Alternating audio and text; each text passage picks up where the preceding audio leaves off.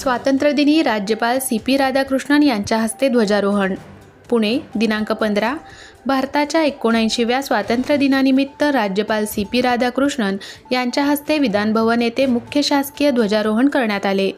ध्वजारोहणानंतर राज्यपाल श्री राधाकृष्णन यांनी स्वातंत्र्य सैनिक, माजी सैनिक, लोकप्रतिनिधी, नागरिक तसेच अधिकारी कर्मचाऱ्यांची भेट घेऊन त्यांना स्वातंत्र्य दिनाच्या शुभेच्छा दिल्या.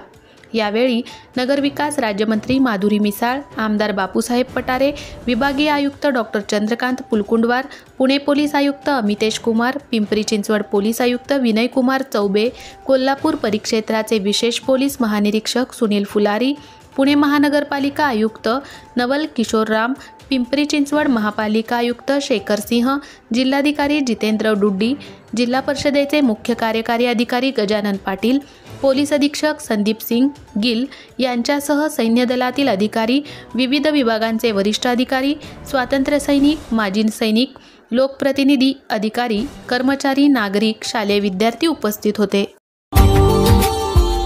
Subscribe now and press the bell icon. Never miss an update.